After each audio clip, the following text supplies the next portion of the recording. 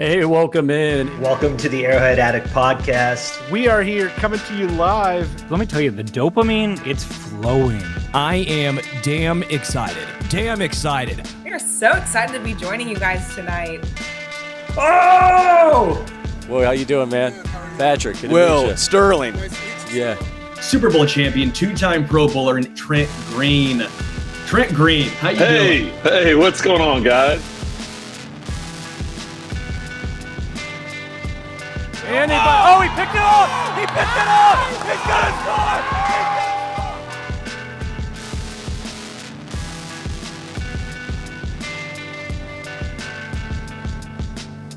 And we'll see you next week. But until then, as always, go Chiefs.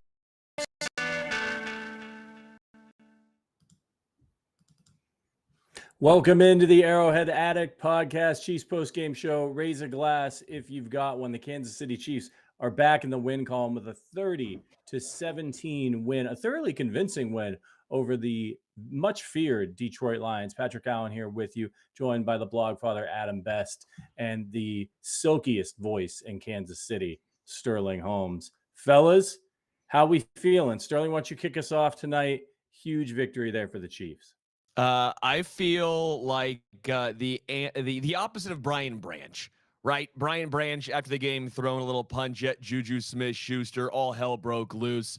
It was the most fight we saw from that Detroit Lions defense all game long.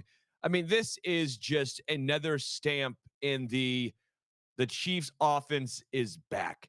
This is another feather in the cap that Patrick Mahomes is putting together an MVP caliber season. A 3-3 start with Rashee Rice coming back next week. It didn't go quite the way we all expected it to go. But didn't we all somewhat say 3-3? If you can go 3-3 and you get Rashee Rice back, that we'll be comfortable with that. You look around the AFC West, the Broncos don't quite look as good as we all thought. The Raiders are buns, and the Chargers have issues. And then you look here, and Kansas City. The tales of my demise were greatly exaggerated because, baby, this offense is back. And by the way, the defense looked brutal the first couple drives. 17 points. 17 points. For as bad as that pass rush looked, the majority of that game, 17 points against a offense in Detroit that had been rolling teams. Adam, how you feeling, man? I'm feeling great. I'm feeling absolutely great. Last year, we tried 4 left tackles. None of them worked. This year, we apparently have 2 dependable left tackles on our roster, and Jalen Moore can be a swing tackle. We now know that if Jawan Taylor runs into trouble. He had, the kind of late blip where he gave up a sack, but other than that, it was a fairly flawless performance. And the offense is just rolling. I think last week, how well they played was kind of camouflaged by all the penalties and the pick six, but they were really on fire. And tonight, they just tore up the Lions. And then defensively, Steve Spagnuolo continues to take away the best weapons for opposing offenses. So Jahmyr Gibbs, 17 for 65. That is insane. I was really worried about his speed against this linebacker group. They played out of their minds. Then you have Amon-Ra St. Brown, 45 yards, 9 for 10, but only 45 yards. Holding those guys, keeping them under control was really the story of the game for the Kansas City defense. Yeah, Laporta got a little bit. Jamison Williams got a little bit. But the guys that were really going to beat you were Jahmyr and Amon-Ra, and the Chiefs basically shut them down. Yeah, it was a complete effort for me for the offense and the defense in this one. This Lions, and we know they made sure to remind us over and over and over and over again how banged up the Lions defense was on the broadcast. But this Lions offense is really, really scary. I mean, Jahmyr Gibbs, David Montgomery, Amon-Ra St. Brown, Sam Laporta. Like, if you started ranking, and this is with all due respect to the Chiefs' offensive weapons, if you started ranking offensive weapons from the Lions to the Chiefs, you're like 3 players deep before you get to anybody on Kansas City, Mahomes notwithstanding. And so to maybe not have the strongest pass rush, and the Chiefs don't, to go into this game and hold their own against this team that can beat you. I mean, they can beat you with the tight end. They can smash you with the running game. They can obliterate you in the pass game. This is a really, really difficult team to defend. They did it with sound tackling, staying put, not getting overly aggressive on defense. But on the offensive side of the ball, they scored.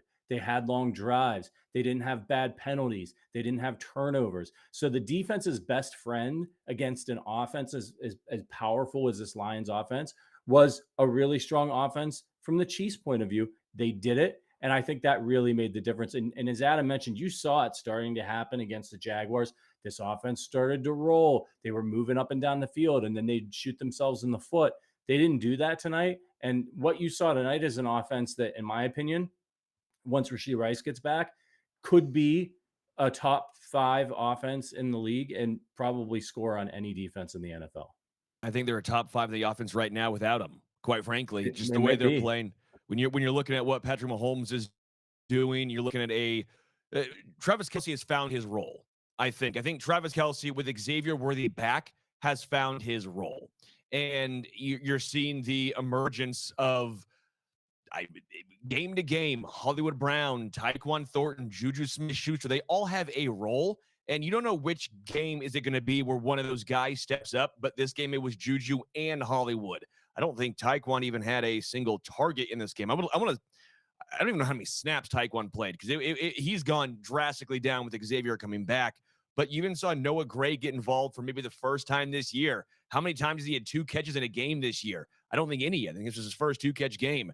You saw Brashard Smith starting to get a little more involved as well. I think once you saw that one swing pass to Pacheco, don't want to be negative here because it's a very positive show. I think Pacheco was fine the majority of this game, but you saw him get a little stuck, if you will. He got a little stuck.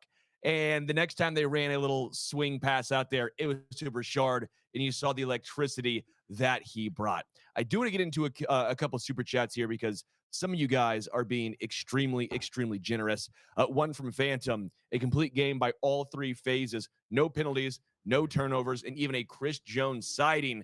LFG. Appreciate that one. Another one from Sugar Jones. Wow, appreciate you. Thank goodness. Hi, Patrick. Do you know Sugar Jones, Patrick? I'm assuming. I do. I do. That's my pal Michelle. Yeah. Love that. And then Dog Petter, Lions catching an L and trying to catch these hands. And appreciate Angry Drunken German for that giving folks membership right here to the Discord. I think what was actually really impressive was the turnaround of the defense from first half to second half. And the Lions stayed in 12 and 13 personnel a ton in this game. But shout out to Nick Bolton, Leo Chanel, and Drew Tranquil for going from the first part of the game to all of a sudden starting to tackle extremely well, flying downhill. I mean, how many missed tackles were there in this game? I can think of like 2. Nick Bolton brought down Jahmyr Gibbs in the backfield with one hand. I thought the linebackers really turned it around as the game progressed. Yeah, I agree. They had no, I thought the defense had no teeth early on in this game, but you started to see the swagger as you got deeper into the game. And this is a Lions team, Adam, that they bully people. I mean, there's a whole conversation about teams and how they play the week after they play the Lions because it's usually a knockdown drag out and they get beat up. And I thought the Chiefs at the end of this game, the way they were playing on defense, but also the way they were running the ball on that last put away drive, the Lions were just kind of demoralized. And you don't really see that often from this Kansas City Chiefs team. What do you think? No, and in boxing and mixed martial arts, they say that style makes fights, right? So on one hand, you have the Detroit Lions, and they are the second run heaviest team in the NFL. Then you have the Chiefs, who lead the NFL in drop back rate over expected. So coming in, I was really looking at which offense can impose their will on this game, and I thought the Chiefs were the team that did that. They played their brand of football. I think they got the Lions out of sorts and got them away from what they do best. The Lions would have loved to come into Kansas City, take the crowd out of it, like they kind of did on that first drive, and run the ball, for 150 yards. And the Chiefs didn't let them do that. Yeah, Chiefs offense in this game, 355 total yards of offense against the Detroit Lions. So this is another week of the Chiefs offense racking up a ton of yards. And they've got Rashee Rice coming back next week in a tune-up game against the Raiders. So any issues, I think that we have on the defensive side of the ball, they can be helped greatly by a high-powered Kansas City Chiefs offense. And I've been alluding to this for a while. This is, in my opinion, the best the Chiefs offense has looked since Patrick's last MVP season. And Rashee Rice isn't even on the field. If you're not jacked up about that as a Chiefs fan, if you don't think this team can go on a run with an offense like that, you're out of your mind. Well, I think it's a great point you bring up, too, because yes, Rashee Rice is not going to help the pass rush necessarily. We know he's not going to all of a sudden line up and take over on the edge and start getting pressure on quarterbacks. But what he does bring back is help for the offense. And when you see teams try and have to play one-dimensional against Kansas City, they are screwed. Spags takes away one thing. Best, you alluded to it as well. He will always take away what something and what some team does best. So when they get up in games, it is very hard for teams to come back on KC because Spags all of a sudden just sits over there and you see him pressing on his little button. I don't know what it means. If it's a tick he does, if it's for fun, but he always seems messing with that thing over there. And it's always blitz is getting sent. Blitz is getting sent. Guy third row with the corn dog. Come on down. Blitz is getting sent. You're getting sent too. So like when the teams get down, like the Ravens, like the Lions, teams that maybe I think the Bills are a little different. I think the Bengals, when they have Joe Burrow, is a little different. But majority of the teams, when they get down and KC's up, this defense is built for that. It's not quite Bob Sutton level defense. They're built, though, to play with a lead. Rashee Rice does help that. And it feels like they have an identity this season. Last season, it just felt like they didn't know who they were, and they were depending on smoke and mirrors and Chris Jones being clutch and Kelsey being clutch and Mahomes being clutch and the play calling late of Spags and Andy Reid. I mean, this year, they are dictating terms to opposing teams, and they are stamping their identity on these ball games. And you see it with the Ravens, with the Lions, a little bit even with the Eagles. And that was without Worthy. So I think the league has been put on notice with this Chiefs offense, because if you inject Rashee Rice into this, it's going to be the best offense in the league. I really think it is. Yeah, you're right about the competence level. Like they've got this identity, but it's just competency is what is screaming at me that we didn't see last year and the last couple years, even with the receivers that they have. It seems like everybody is reliable for the most part, right? Travis Kelce's still having a little bit of an issue with some drops, but he made up for it the rest of the game. But like Juju Smith-Schuster, he's reliable. Hollywood Brown, reliable. You can put Noah Gray in there and he can make a big play for you. Rashard Smith is a rookie. He comes in.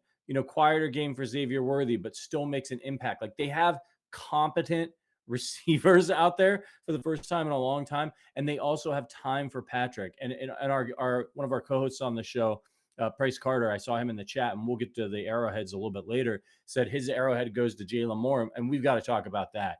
First of all, thoughts and prayers to Joshua Simmons. We don't know exactly what's going on, but something to take him away from a Sunday night football game obviously sounds serious. He wasn't able to be there tonight with the family thing. Jalen Moore steps in and looked every bit of that potential left tackle that we thought we were getting before we got Joshua Simmons. And how good, Sterling, do you feel knowing that Jalen Moore can come in there and hold his own against Aiden Hutchinson, and you have him back there if something were to happen and you need him to step in at right or left?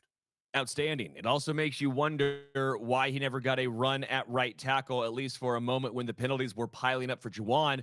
But now I'm going to point out, Juwan Taylor's looking good the past 3 games. I think Juwan Taylor's played really good football. So I'll give Juwan Taylor a huge amount of credit for that. But it does make you wonder, okay, how could he not get at least a drive when the penalties were persisting with Juwan? Point doesn't matter anymore, but it makes you feel very comfortable just in case injury happens. It's the NFL. Injuries happen. They abound. And knowing that you have a guy like him, and there's a reason why they gave him a 2-year, $30 million contract, right? There's a reason why. And there's a good chance he's back here next year. There is some funny money, obviously, in all of these NFL contracts, but more than likely he's back next year once they're out of the Juwan Taylor contract. This gives me hope that, okay, he is your right tackle of the, I don't want to say future for long term, but for a year, you at least have a plan in place. I know it's one game. I get it's a smaller sample size, but I thought he actually looked really good in the run game as well, not just as a pass protector. But I thought he opened up some holes, especially in some of those short yardage situations. It looked like at least 1 or 2 times they ran behind him with Kareem Hunt when they needed a 3rd and 1, 3rd and 2 run behind Jalen Moore. I thought it worked out. I thought Kingsley Sumantia, by the way, also had another good game, just building off game after game for Kingsley. Do want to get to a couple of super chats here. Don't want to leave y'all hanging. One from Steven. Statement game. Arrowheads, Leo, and Jalen Moore. Don't want to hear about Detroit DB missing. Great game. Rice coming back. Pittsburgh Steve in NYC. Long ride home tomorrow. LFG. Thank you, Pittsburgh Steve. From Wiley Possum. Great win by a great total team effort. Moore got game. D had great fight all night. Pause. Unlike Branch, who wanted to wait until the game was over. Bye-bye, boy. One from Julio. We are so back. Brazil and the Travis Kelce arrow. I like that. Nice. I dig that. Edric, appreciate you. It feels so good to have our mojo back on offense. So what is it, boys? RB or edge in the trade market? Love y'all. LFG, Chiefs, Kingdom. What do you guys think? My answer, I think, is pretty obvious that it's edge. I've said that before. I think edge is what the Chiefs, if they had their druthers, would go after. I don't know the realistic possibility of that, though, but I'll throw it to you two guys. RB or edge, where would you try and go in the trade market? I'd try to get an edge, but I think it's more likely that they're going to find an impact running back. And you need both. I mean, either one would help. So it just depends on what's out there. I think you saw on a couple of times tonight, Isaiah Pacheco had a bad drop when Mahomes did that little scoop pass. And then on the next play, Mahomes saw him wide open and was like, nah, I can't trust him on 3rd down. So, and the Chiefs can't trust Brashard Smith to pass protect on 3rd down. So what they really need is a Jerick McKinnon type who has juice as a receiver and can pass protect. I think they can find that guy, even if it's not sexy in the trade market. I don't know financially if they can make finding an edge work. I don't know that they're going to want to pay the draft capital price, but I don't know. Maybe a Melvin Ingram's out there and we don't know it yet. Yeah, I mean, look, if they could get somebody, I think edge would have the greater impact on this team because a healthy Isaiah Pacheco is good enough the way this offense is playing right now at the running back position, but you need to be able to generate pressure against guys like Josh Allen that you're going to need to get past to get to the Super Bowl again. So I would say edge, but I think it's like Adam, it's more likely that they'll get a running back. But dark horse here, what about a Derek Nottie replacement? What about somebody on the inside of that defensive line? He has not been good. He's ranked dead last from PFF. And a lot of people are focused on running back and edge, but that's an important position there in the middle of that defensive line. Yeah, it's been especially early on in that game, it was a disaster. And I tweeted out the whole Office Space, what do you say you do here? And he's just responding, well, Bob, nothing at all. I don't know. And it makes it even more perplexing when you see Mike Pennell, who had been getting snaps and looking solid. I don't think Mike Pennell's an exceptional player. At this point in his career, how many snaps he was going to be given, he's not, it's not Quinnen Williams out there, but he's a good player who stuck to his role and played it well. Derek Nottie is not good against the run nor the pass. He does take up space, but he's getting pushed back 5, 6, 7 yards. I mean, I feel bad too. He seems like a great guy. He seems like a great dude and a great locker room guy. But, and I know PFF's not the end all be all by any means, but the eye test backs it up. He's ranked 119 out of 119 defensive tackles. They've tried Jerry Tillery. It hasn't worked. Omar Norman Lott still transitioning into a larger snap count role from Tennessee to the NFL. I think you're right. I think defensive tackle might be more pressing of a need. But again, you look down and you see, well, Nottie's not great against the run, yet Jahmyr Gibbs ran for 3.8 yards a carry, and David Montgomery only got 4 touches, or 4 carries at least. So I don't know. Do you switch it up when, yeah, he might not individually be doing great, but the numbers and the results overall in totality have been pretty good? There was an article on ESPN this week from Adam Schefter about how people around the league are expecting a really, really crazy NFL trade deadline, and that there's a ton of players that could be on the market. So like it looked like, and they had a whole list of players like that could be on the move. And I don't recall who on the defensive interior was on there, but like the Browns, like entire team is like, they're like whole offensive line. Like they're going to have an everything must go sale in Cleveland. It seems like to rack up draft capital. So stay tuned because there's going to be people out there. Shout out to USAF Chiefs fan, who's one of our starting 11 members for the super chat. Stun the Chiefs D, only gave up 17 without blitzing. Chiefs win. Let's start stacking wins, baby. More super chats. Rhett Frago, great win, but don't feel great about Butker still. We'll talk about that when we get to the negative portion of the show. Jeremy Kennedy, another one of our members. The O-line looks fantastic. Kingsley has turned the corner at left guard, and Jalen Moore is the right tackle next year. But this year's swing tackle is amazing after Tooney experience at left tackle. And then USAF Chiefs fan came back with a super chat. Sterling said it best. If the Chiefs can keep scoring, the D will capitalize with teams having to play from behind. Chanel is going to replace Tranquil unless he takes a team-friendly deal. He's been fantastic, Leo Chanel. Slothy's back with another comment. Says, let's effing go. Zero doubt. Squad effing around off in the chat. Oh, no. There we go.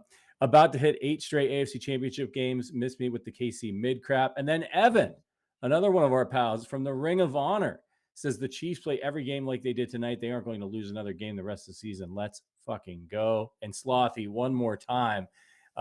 You all wanted to doubt, but what fucking happened? KC wins by 13. Maybe learn some ball, huh? Sterling, is it time for a message from our sponsors? It is time for a lovely message from our sponsors. And you know what we're talking about, y'all. Underdog. You guys like us, right? I hope you guys like us. Even if you don't like us, you should get in on this deal that I'm about to tell you, because Underdog is the best place to get in on all the action. I rocked it all day long. I've done better. Tyquan Thornton, I've been riding I've been putting some faith in Tyquan Thornton for a while, and he has reciprocated with said faith by helping me a lot. I've been going higher on a lot. Today, not so much. I did go higher on the Patrick Mahomes touchdown passes. That worked out, but Tyquan kind of let me down. But it's super easy. Super easy. Just pick whether your favorite players go higher or lower on stats like rushing yards, receptions, touchdowns, and so much more.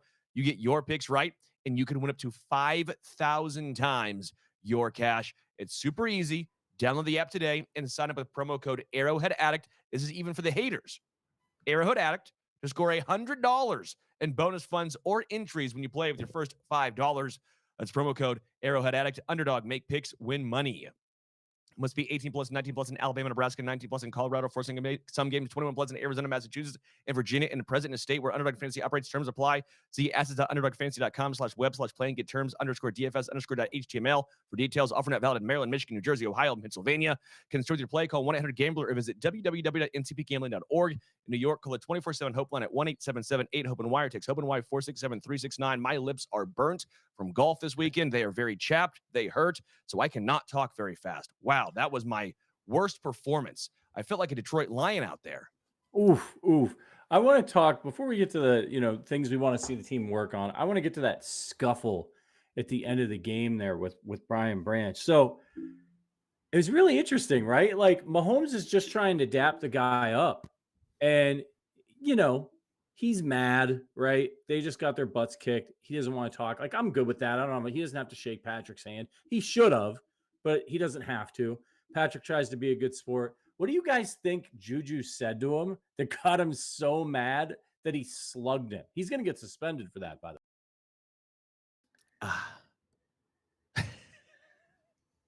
I don't know. Juju, I feel like could be a little bit of a bleep talker, right? Like, I wouldn't be surprised if Juju was talking a little smack there at the end of the game. I don't know for sure. But I could see him doing something in good-hearted fun, and it got under Brian Branch's skin. Either way, you don't react like that. The game's over. It's really soft, too, when you know you can't get penalized. Like, you're literally just doing it because you know that there's no repercussions in the game. You can't let your team down to that point because you've already let your team down for 60 minutes.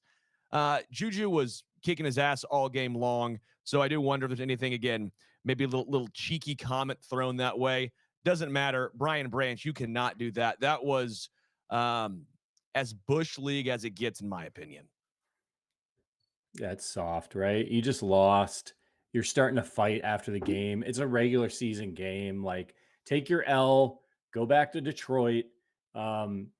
Just really interesting. I'm glad in the replay it didn't look like anybody's going to get suspended from the Chiefs. Now that there may be some angles we didn't see because it was the ruckus went on for a little while, but that was my main concern when it popped off was like, oh God, like Chris Jones is going to slug somebody or something. And again, Kelsey's going to get suspended. You know, those guys are prone to getting fired up. So I'm glad that it didn't seem like anybody other than Branch will maybe be facing a potential fine or suspension for that one. But he threw a punch, so not good.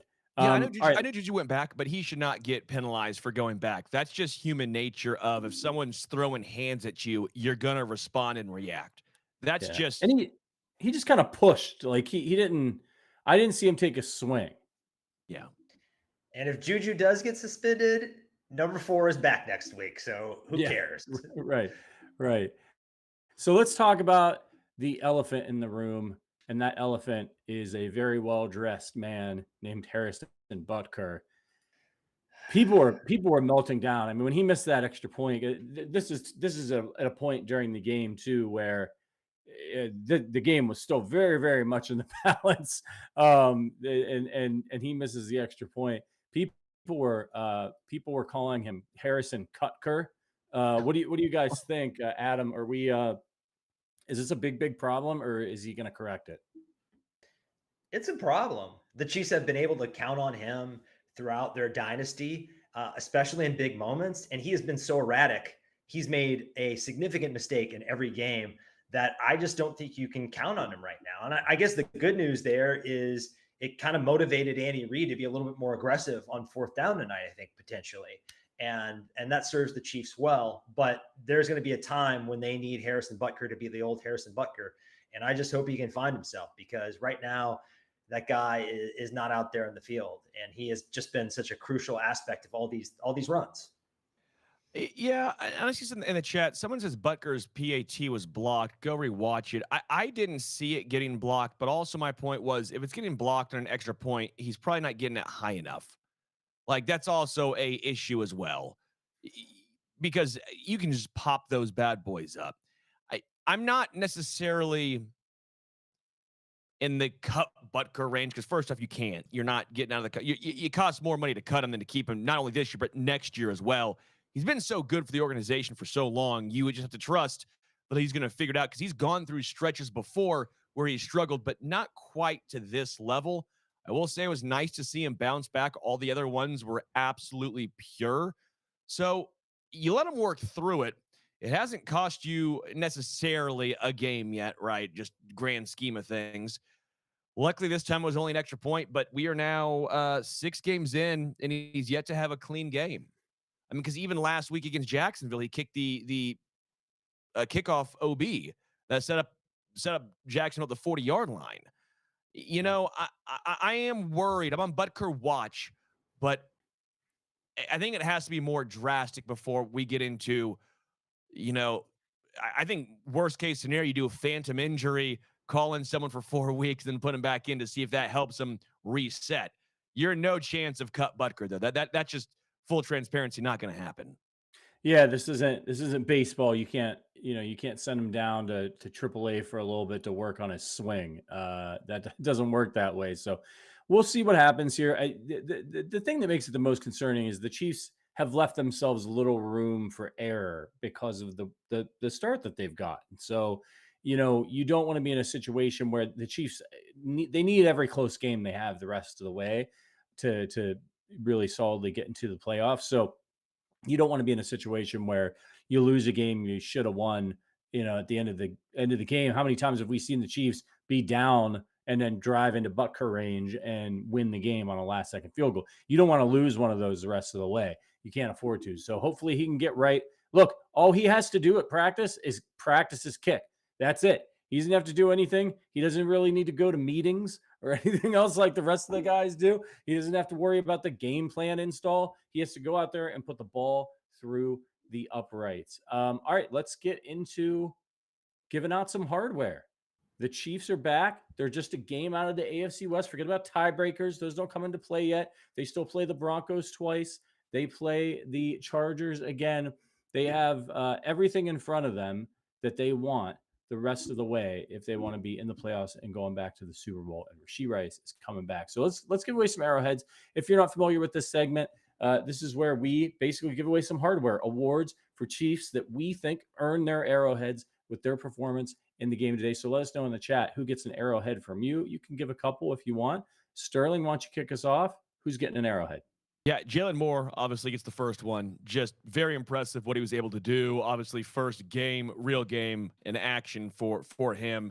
Thrown in there at left tackle. You have Aiden Hutchinson and also Muhammad, who's on that side at times as well, who's been very good all year long. I thought he did a really nice job, and not just in pass pro, but I thought he did a great job also in the run game. I'll give Leo Chanel one. I thought Leo was really good overall as well. A lot more of him in this game because, again, they were running a more traditional 4-3-ish, at least having three linebackers that Detroit was rocking. And final one is Andy Reid. I like the aggressiveness from Andy Reid in this game. I liked him going for it more often on fourth down. I do wonder on that at fourth down when they already picked up one earlier in the drive and it was like fourth and a yard and a half. And it would have been like a 39-ish 40-yard field goal. And they went for it again. And that was the one they did not pick up. I think it was the right call of going for it. So I didn't have a massive issue. But I did wonder if that was we don't trust Butker right now. That made the decision for us. Again, that's just something to keep in mind. But overall, I like the aggressiveness from Andy in this one.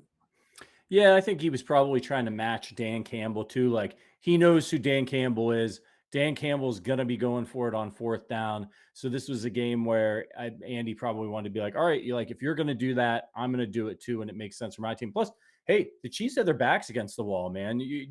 There's a big difference between 3-3 and 2-4 with the situation the Chiefs were in. So I love the aggression from Andy Reid. I hope he keeps it up. Adam? Yeah, I was going to give Leo Chanel one. I just want to point out that I thought he was all over the place too. And he might have saved, I don't know if that was going to be a touchdown from David Montgomery, but that shirt tackle he had was a big play. They scored anyways. And then on the very next play, he corralled Amon-Ra St. Brown over by the sideline. No easy task for a linebacker. But defensively, I will give it to Chris Jones. Chris Jones was the recipient of a lot of scrutiny this past week. And he stood up and he owned it. And what did the Chiefs need from him? They needed quick wins. And they got quick wins from him tonight. That the swim move was back. He was gifting sacks to his teammates. And I just thought he looked a little bit more like himself. I kind of put him on washed watch on Friday because his pass rush win rate has had kind of a precipitous drop and he hasn't been getting sacks.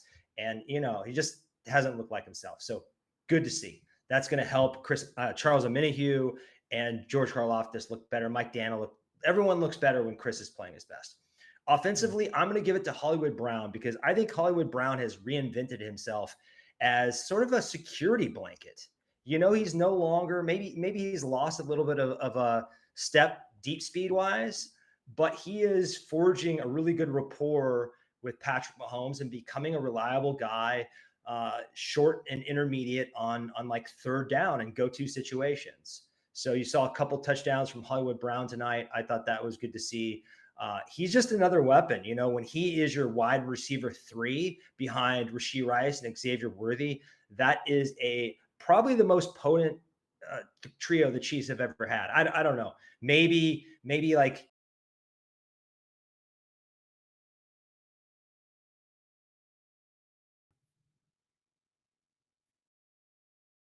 Yeah, I agree with you. He's been terrific for them this year, and the trust is obviously there with Mahomes, and he hasn't had trust with very many wide receivers recently, so we'll take it. For me, look, I'm going to come out of the gate here with Nico Remigio. I think his kick return there on that last drive really set the Chiefs up to kind of ice this game and not have us get nervous, getting it across the 50 and really settle down there and score. It might be sort of any of the lines going to come back in this one and do something crazy. Got to go on the Pat Mahomes. I know it's a cliche, but he's terrific. 20-30, 257 yards, touchdowns, no interceptions. Also carried the ball 10 times for 32 yards and a touchdown. He was awesome. He didn't make the mistake they made last week that cost him the game. A number of key areas for this team. Why awesome with Super Chat? Every KC win score.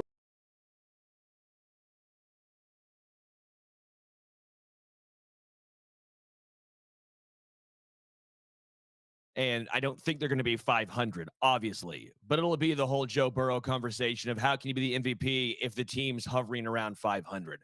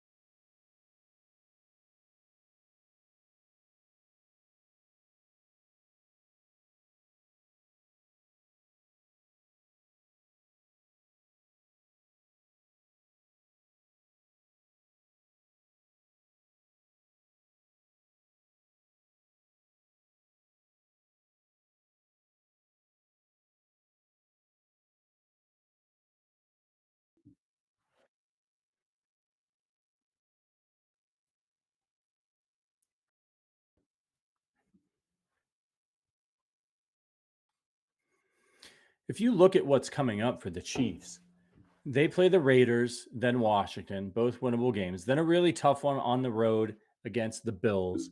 And they said abroad the Chiefs feel better about the team this year than they did last year. And I agree. I think really balanced. And I can take this one back to the Super Bowl. Fellas, should we get out of here? Any closing thoughts of the team?